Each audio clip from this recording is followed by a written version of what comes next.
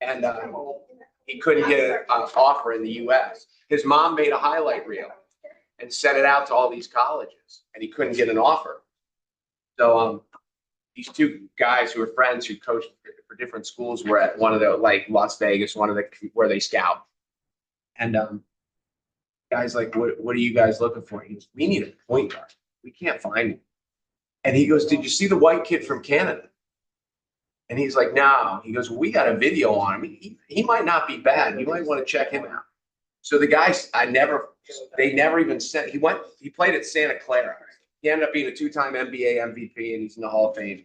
The only offer he got was Santa Clara because a buddy of his said, hey, you should look at this white kid from Canada.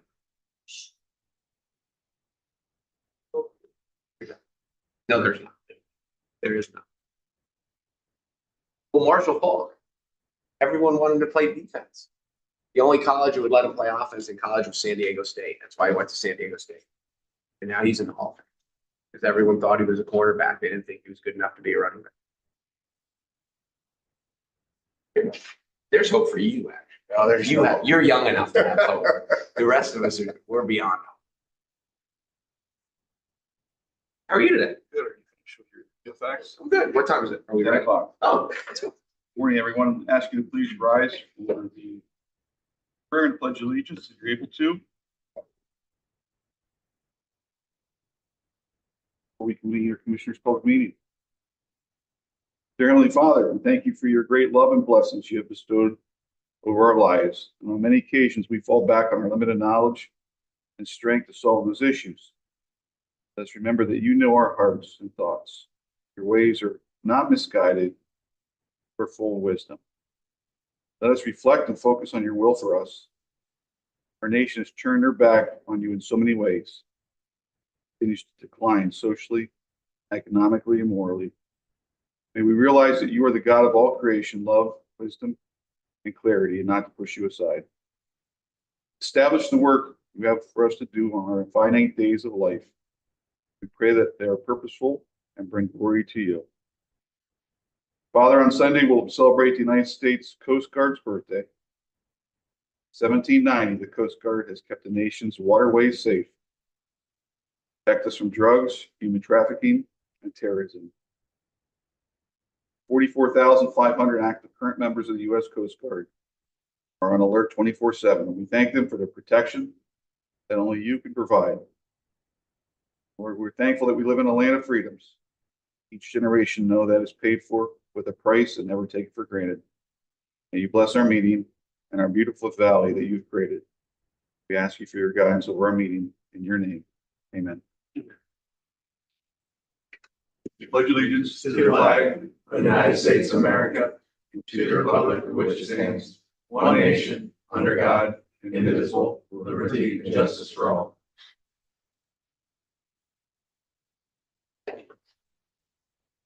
Time to convene our Commissioners' Public Meeting. Ask for approval of the minutes of the previous meeting. I will make a motion. I'll second. All fair side? Aye. Aye. Do we have any public comments on agenda items only at this time? Hearing none, move on to bid openings. Krista.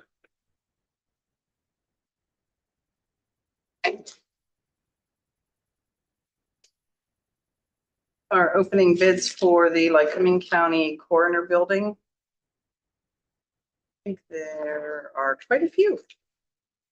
Air Management Technologies for mechanical construction in the amount of $1,165,300. Dixon AC&R Corporation for mechanical construction, $903,366. For electrical construction, GRNOTO Electrical Construction, $823,600. For electrical construction, Hayden Power Group, $1,064,500. For fire protection construction, Icon Fire Solutions, $148,000. General construction, Keystruct Construction, $3,574,820.40. General construction, Lundy Construction, $3,803,026.74. General construction, Multiscape, $4,328,734. General construction, Raynor Incorporated, $65,920. Plumbing construction, Silvertip Incorporated, $498,000. Fire protection construction, Triangle Fire Protection Incorporated, $188,850. Electrical construction, Williamsport Electric, $769,800. Mechanical construction, Air Management Technologies, $1,165,300. Mechanical construction, Dixon AC&R Corp., $903,366. Electrical construction, GR Noto Electrical Construction, $823,600. Are these copies? Wait a minute, am I rereading the same thing? Yep, these are your copies. Somebody could have stopped me. You're on a roll. Okay, well, don't interrupt me next time. Thank you. Apologies. I knew we had a lot. I thought I had multiple pages to read. I'm done. Okay, thank you. Started to sound familiar after I read 5 additional ones.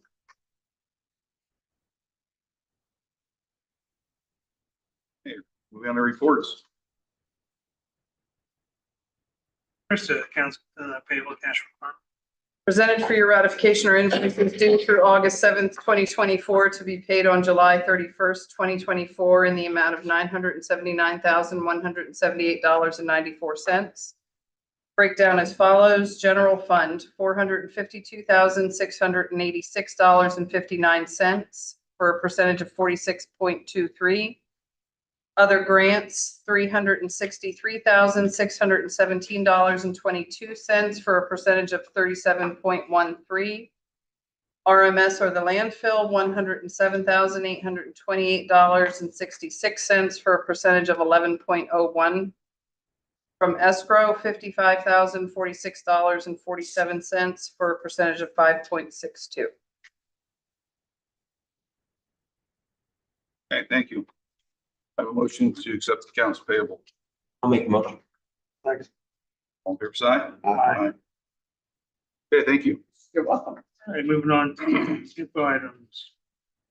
Before Maya starts, I just want to clarify that 4.1 and 4.2 are the same, so 4.2 as a duplicate. Motion to delete 4.2 from the agenda. Yeah, I'll make that motion. Second. All fair side? Aye. Great, so this is just a request for bids. Oh, I'm sorry. Oh, sorry. Yep. Yeah. Okay, sorry.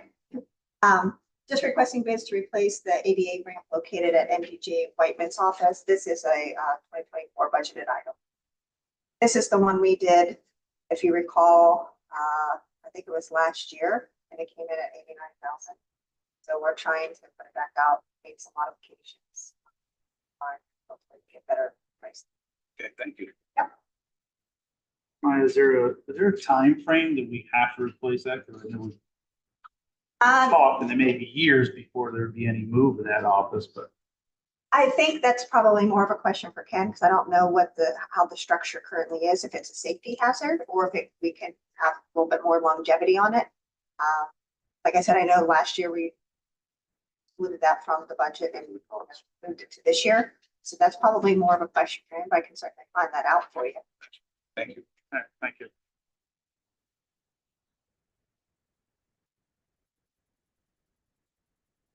Okay, 4.3, Mike. Good morning. We have 2 elected official personnel actions. The first one in the district attorney's office, Jamie DeSanto, special detective, DUI center part-time, $25 per hour, not to exceed 1,000 hours annually. That's an anticipated start date of August 5th, 2024. And in the courts, Jennifer Lynn, Family Court Hearing Officer, pay grade 13, full-time, 75,316.80 per year, 75 hours per pay period. That's an anticipated transfer date of August 4th, 2024. Okay, thank you. This time we'll recess Commissioners' Public Meeting for the salary board, convene the salary board. Vote to approve the July 11th salary board minutes. Have a motion, I'll make the motion. I'll second. all fair side? Aye. There are 3 actions. Would you like to vote on them together or separately? Pepper, please. The first action is an adult probation. Remove the adult probation officer pay grade 9 from the TDA. You want to vote on that separately from the second action? Yes, Okay, so that would be the first action to remove that. I have a motion, I'll make the motion. I'll second. all fair side? Aye. Aye. And then we'll be adding an evidence-based practice coordinator, pay grade 9 to the TDA. Motion, I'll make that motion. I'll second. all fair side? Aye. Aye. Next action is in the prison. We're going to remove a full-time LPN from the TDA.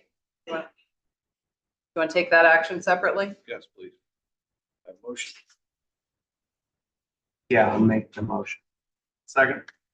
all fair side? Aye. Aye. Did we talk to her? She's actually requesting it, if I'm not mistaken. That was my understanding from the notes from Monday because of schooling. And then it's going to go back in January. There was, I believe so. there was a discussion about her retirement or what it, Did Nikki double check if it was going to affect her retirement? This is this won't.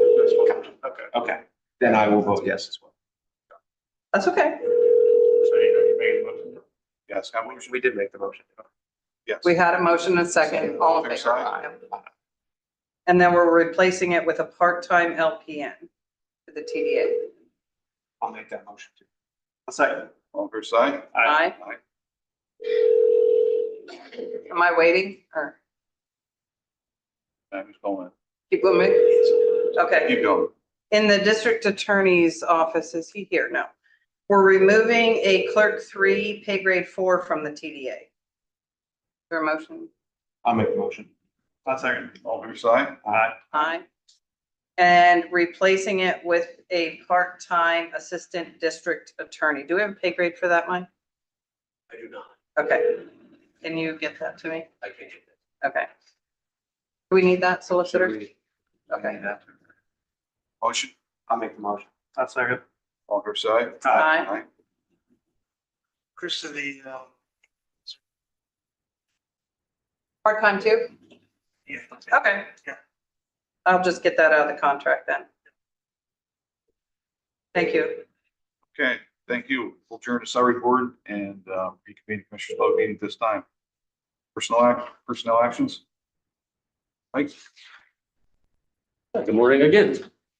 Approve the following personnel actions as conditional offers of employment, subject to the successful completion of a background check and all other employment conditions. In the prison, Christina Amick, licensed practical nurse, pay grade 10, full-time, $30 per hour, 80 hours per pay period with an anticipated start date, August 5, 2024.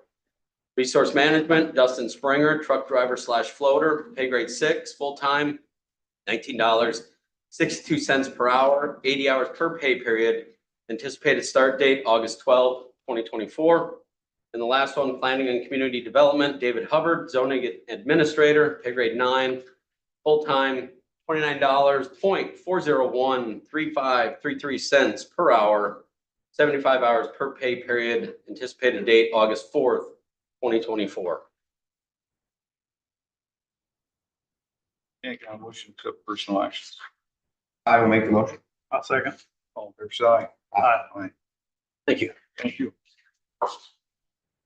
Moving on to action items. 7.1 through 7.3. Nancy. Morning, Nancy. Good morning, Commissioners. The first one, 7.1, Clear Vision seeking approval for 2024-25. That's the renewal, and they had a 5% increase this year. Okay, do you have anybody there? Yeah, one person. And it is a 2024 approved budget item. Motion, I'll make the motion. I'll second. fair side? Aye. Aye. And 7.2, health to behavioral health. This is a new one for us. We needed to replace community solutions, which apparently they closed. So this is our multi-systematic therapy service that we're going to be using, and theirs is $75 per quarter hour. And 2024 budget item also, so we have a motion. I'll make the motion. Second. All fair side? Aye. Aye. And then 7.3 is this is also a new contract for 24-25 with alternative living solutions, having transitional living and to provide independent living. And we're apparently we needed this contract because we're looking at possibly placing one of our juveniles there. Okay, thank you. And that's 274 a day. Okay, motion, I'll make the motion. I'll second. all fair side? Aye. Aye. Thank you, Commissioners. Have a good day. You too, thank you. 7, 4, 3, 7, 8, 5. Good morning again. Morning, Maya. The first item I wanted to talk to you about, 7.4, that's vote to approve the First Amendment to the ARC grant agreement. That's with the Waynesboro Sanitary Authority. This is for the industrial corridor utility modernization project that they're working on. This is simply a pass-through. There's no county commitment to this other than just being a grant applicant. Okay, motion, I'll make the motion. I'll second. all fair side? Aye. Aye. The next item for you is vote to approve resolution 2024-12 to dispose of surplus property. We're going to be putting on municipal bid for auction a hardy sprayer that's at the RMS.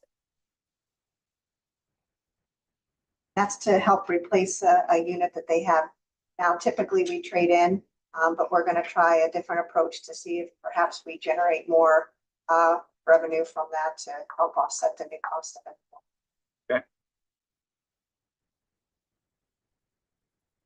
Can I have a motion, I'll make the motion. I'll second. all fair side? Aye. The next item, 7.6, vote to approve grant award for PCCB Public Defender Indigent Defense Services in the amount of $97,192. This is to help assist the Public Defender's Office and help provide for a full-time investigator, and also to offset some case management costs associated with an upgrade as well to assist their office. Okay, we have the chief public defender with us this morning. Would you like to make any statements? If you had any Could questions. you please, For the first time ever, Governor of could you, Pennsylvania is one of Nikki, could you identify yourself, please? public defenders. Thank you. Good morning. Good morning. I don't do this very often. It's okay. Or ever. For the first time ever, and Pennsylvania is one of the last two states that indigent public defense falls solely on the county budget. All of the other states provide some kind of funding except one. 2023, the governor proposed for the 24 budget $7.5 million to supplement what the county does. CCD presented and prepared for us the grant application. It was a non-competitive grant. They approved Lycoming County for the $92,000. It has also passed the $7.5 million again for Pennsylvania's budget for 2025. So the grant position would be a full-time investigator position. Requested $25 an hour. I think it's pay grade 10. And grant position would be from July 1 through December of 2025. I assume the same amount's coming, but I don't know that for the 25. It would be an 18-month position. Okay. And then at that time, if the monies would dry up from the state, the county would have the option to take a look at That's correct. continuing. So we're one of two states that didn't have this. You know the other one? I don't, and I should have, because the governor did it in his budget speech last year. But indigent defense falls solely on the county in Pennsylvania and one other state. That's it. How long have other states been? I mean, are we decades behind? Probably. Gideon versus Wainwright that requires indigent defendants in criminal cases have counsel has been in effect now for 61 years. And the states do that. The Indigent Defense Funding Committee through PCCD is looking at how that will be. The ACLU has filed a lawsuit that says, geez, they actually need 179 million and you're not doing this. So that lawsuit was filed as a class action suit. They actually called the public defenders warm bodies with law degrees. We had a meeting with them last week. Our hackles up about that. They have filed that suit. It's against the governor, the Senate, and House. So it's coming. The lawsuit's there and totally unrelated to getting the funding. But it's about time to see. So since now we're 49th of 50, there's a reasonable assumption it's going to stay. Don't you think? And nobody knows, yes, but nobody knows what that's going to look like. There was a push with the public defenders probably for the last decade or more that said the state should have public defense and every county should then have equal amounts of funding and overseen by the state. I've never supported that because quite frankly, for the 38 years I've been here, the commissioners have given us what we needed. And a lot of other counties don't. So at this point, my thought is it's going to continue at the county level, supplemented by the state. All right, thank you. Thank you. Okay, thank you, Nicole. Yeah, motion? I will make the motion. I'll second. All fair side? Aye. Thank you. Thank you. Have a good day. You too. The next item I have 7.7, vote to approve addendum to fuel card service agreement with Wex Bank. This is to help offset some expense reimbursements costs that happen a lot with the district attorney's office with the travel needed for their services. So I'm recommending that they get 2 cards so that they can use for fuel costs. And this way they don't have to go through the expense reimbursement process. And it's tax-free. So we receive the perk of that as well. More efficient. Yes, and we have cards now with other departments. This just makes sense to add him on as well. Yeah. Okay. Motion? I'll make the motion. I'll second. Aye. Aye. And the last item I have for you, 7.8, to vote to approve the 2024-2025 medical assistance transportation program participation grant agreement and assurance of compliance with the Department of Human Services. Now, we don't have an exact amount yet. That usually comes after they finalize the 4th quarter and they do a total final report on that. Okay. Motion? I'll make the motion. I'll second. All fair side? Aye. All right, thank you. Thank you.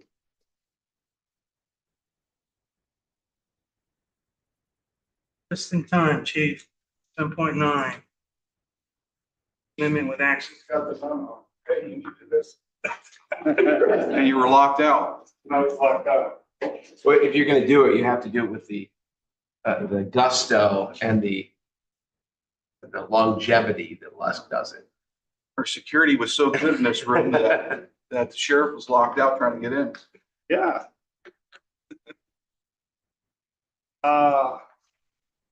So, morning, commissioners. Morning. We're Morning. on 7.9. All right, present to you, not sure what I'm presenting to you. Amendment with action. Just see if just see if Just have to read it. Yeah, we are asking for 5 tasers for the MDJ deputy positions. These were not in the budget because positions weren't in the budget at that time. These are tools that the deputies need to performed their duties at the MPJ level. The total price looks like $13,844.40. That seems like a lot, but that comes with a lot of the upgrades. Every month we have to plug tasers into a computer system. It updates everything, it downloads everything. Everything we do with these tasers is tracked for legal purposes. So a lot of it is the software cost. I apologize for not being completely prepared for this, but Chief, do you know how they're gonna be paid for? We talked about this already. Contingency funds, okay. Yeah, because we're working out, been working with his office on getting a layout of the total cost for everything. It's all startup costs and running tasers, like uniform and everything that comes. I know that 5 people were approved. How many are in place right now? currently we have 3. Okay. One starts Monday. We have 1 in place now. One starts Monday. Another one starts next Monday. How many of them have to go to the academy? 1. Just one. That's good. So it won't be too much of a transition. Why? Correct. Okay. Two of the 3 that were hired were former police officers, so they just have to do the waiver training. Just have 1 week online, 1 week at the academy.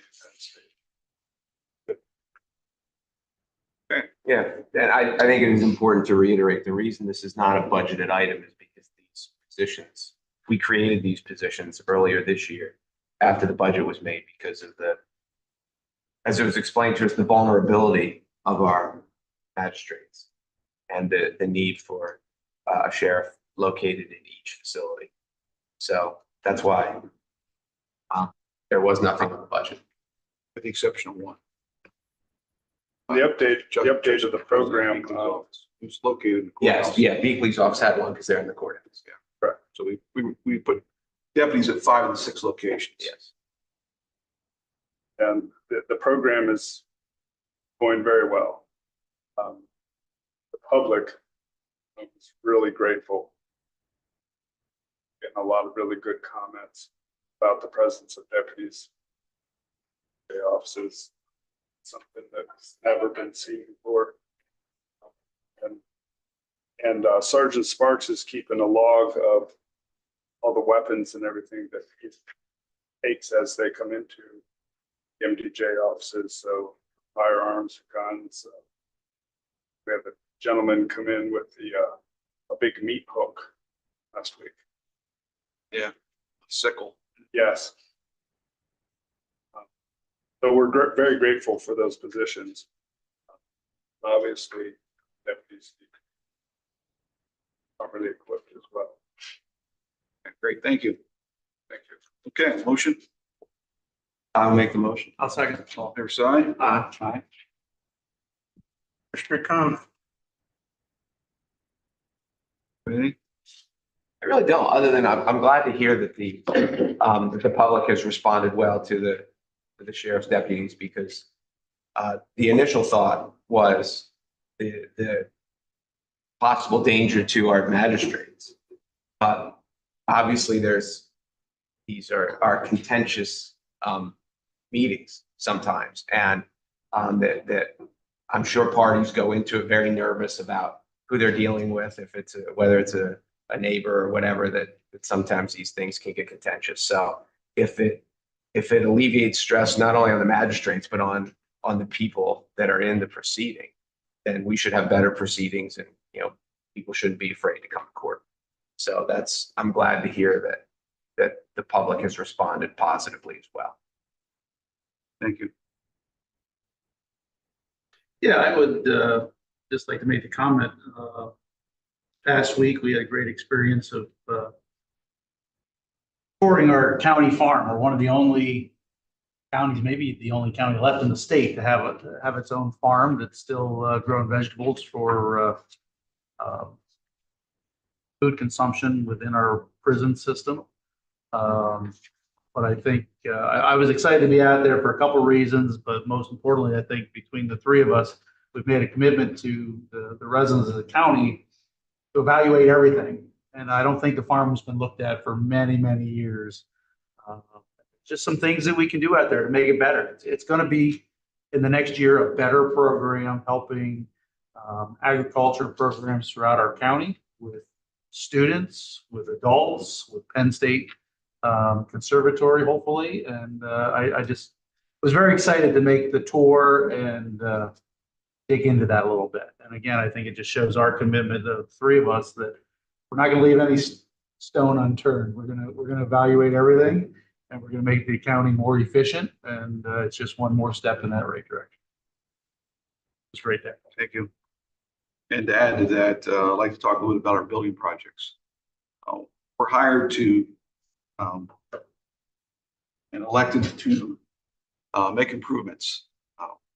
Not stay status quo for 4 years, but make county government better.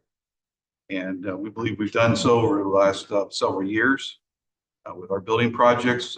First of all, for years, the coroner and District Justice Solomon looked for homes, and they were toured many places, couldn't find a home, and eventually found one for both of them.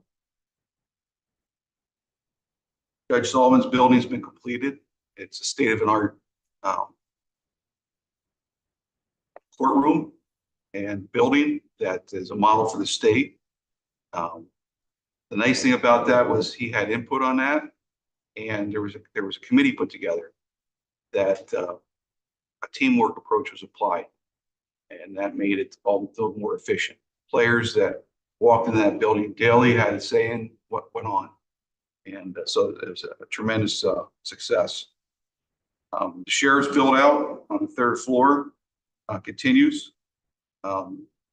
For years, he didn't have a updated facility. We've renovated the 3rd floor and have that half completed. And going forward, we're looking at completing that project. The coroner's building, he finally has a home, and we're moving forward on that. We hope to have that project completed within 2 years, and so that he would have a brand new state-of-the-art building forward. We all know about the sale of the Executive Plaza, and not only did it help locate us all over here to this beautiful 3rd floor, we were able to sell it to a private entity, put it back on the tax rolls, and they're bringing 100 corporate jobs to downtown Williamsport. So it's a win-win for everybody. By us coming over here on the 3rd floor, things are much more fluid. We have 5 departments on this floor, and I think anybody who works on this floor would agree that it was a wise move and a good move for county government, especially for our customers, people that want to come into services provided. The county can come now into one building and have those services taken care of. The Charwell building, we ended that lease. And now they're in their new home on the 4th floor. Those rent monies now get applied to this building, which helps pay down the bond on this building. And we're happy to have them as our neighbors and also as a partner in the wellness center going forward, which will help reduce costs to the taxpayers. This board has purchased land up in Jersey Shore for Justice Dieter's office. Judge Dieter has been very excited about this move. She's been involved in the plans for it. The architectural plans are being established at this time. And we hope to have her in a brand new home within 2 years. And we're excited about bringing her into a new facility, which is safe and secure for the public and for her and her courtroom staff. Commissioner Sortman has talked about the county farm, and we don't want to leave any rock unturned. So county farm has not been looked at for years, and we've established a committee to look at the county farm. We believe that there's always room for improvement, anything that you do. And so we're talking with the county farmer and with the committee moving forward, how we can best utilize the county farm to make it a showcase throughout the state. The district attorney has been very vocal about us having a juvenile justice center in Lycoming County. Process of doing a feasibility study on that. We know this is not just a local problem, it is a state and national problem, as there's fewer and fewer facilities to house juveniles that need to be detained. So that's being looked at. Next part of our move is something that we feel is very necessary. It's going to improve security across the street at the courthouse, and it's going to pretty much satisfy everybody's needs. We have needs for storage, and the Baton Attorney's office has expressed that to us, that he does not have enough room for storage of records, domestics, district attorney's office, and we do have room down in the basement. But there's been talk about moving departments down in the basement, staff down in the basement, which would take away from that storage place.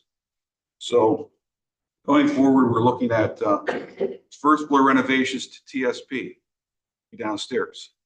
And that would be moving the register and recorder across the street into the first floor. He has expressed to us over the last 4 years that he does not have adequate space. And this would provide him 1,000 more square feet of room. It would be all on one floor. His customers would not have to go through the security measures at the courthouse. They would come in and do business on the first floor of the 3rd Street Plaza. The voter services would acquire more room, which is a necessary need today. He has expressed that he needs more room, and he would have some of the back part of the first floor. And then we'd have a big community room down where the bank was in the corner there, that we could hold further meetings and rent space out to other entities to have meetings. By moving the register recorder across the street, then we can move the adult probation downstairs on the first floor.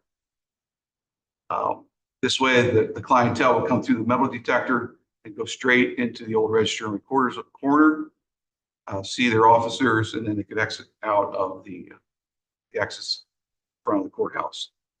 This helps with security throughout the building, and it frees up the sheriffs to have the remainder of the 3rd floor. And why this is important is because there was talk about moving part of the sheriffs down in the basement, and you would need 2 additional holding cells. You have to remember that when the original courthouse was built, there was 2 courtrooms. We had 2 judges.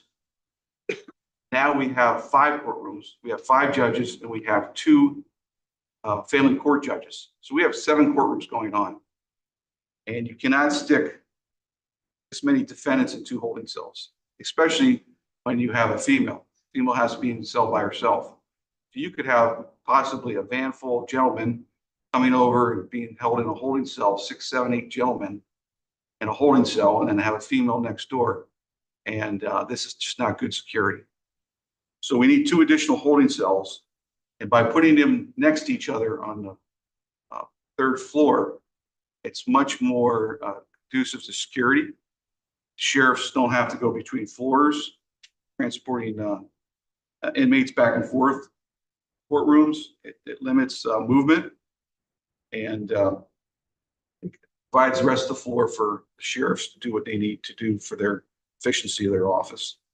So it improves the overall security for the staff of the courthouse, for anyone coming into the courthouse by having probation on the 1st floor, the sheriffs on the 2nd floor and 3rd floor as they're moving inmates from the 3rd floor to the 2nd floor, having all the cells on the same floor. Now we've been all these projects we have we've been received with open arms. The staff has all been involved in this. The department heads, the elected officials, everything I described, either the elected official or the head of the department has been directly involved in. It's been a team approach. And we look forward to, as we continue that continues. Unfortunately, the registry recorder has taken a different approach and feels that it's not necessary for his move to take place. And we've asked him to come to the table several times to work with us. We want him to be directly involved with us. This is his office. This will be his office long after we're all gone from these positions. It's a position that's very important to the county. They work hard in that department. We want to make sure that all the efficiencies are there for him and his staff. And we need to have everybody be part of that team. So we would encourage him to come to the table and work with us going forward. And we look forward to that happening. Again, we want to do things as a team approach in the county. And so far that's happened. Unfortunately, for whatever reason, it has not happened on that department. But we hope that we have a different response in the future because we want to make, as stated, that office has not been updated since 1970. And he has expressed a need for us to approach his needs, and we're willing to do so. We need to have everybody at the same table working together. And then that's what we want to do as a board of commissioners moving forward. We've done that with every department, and you can go around and talk to those different departments. Might not always agree on the items and the cost of the items, but we all have a say, and we want to make sure that we do what's best for the taxpayers and the constituents coming into these buildings, that it's up to date and that they can be treated with respect and dignity. So those are the projects we have going forward. As you can see, a lot of these things have been done for decades, and we're trying to approach each one and meet these concerns and needs going forward.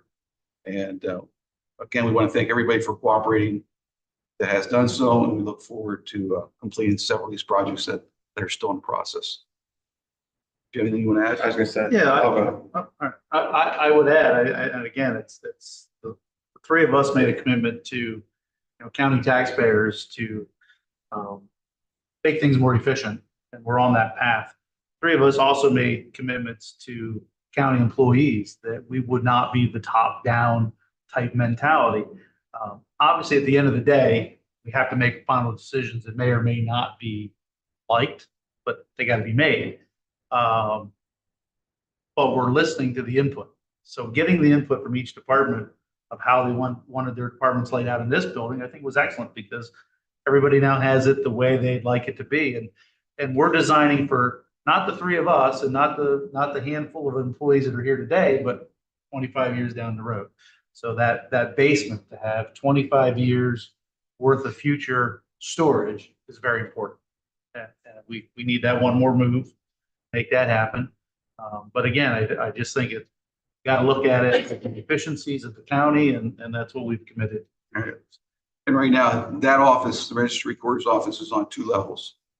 And this way, put it all on one level, on one floor, plus an additional 1,000 square feet, 1,000 more square feet, I should say, according to the blueprints. That's exactly what I was going to say. We just want to do it right. Yep. And we know to do it right, we need the input of the people who actually do the job every day. And we're trying to get that input. So as Scott said, it's going to be here long after we're gone. And it hasn't been updated in 54 years. Maybe if we do it right, we won't have to update it again for 54 years, but we have to do it right the first time. And that's why we're looking for their input.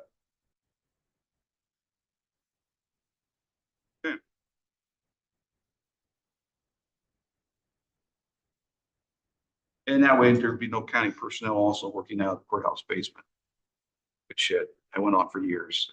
It's not a good work environment. Nobody wants to work out of the basement.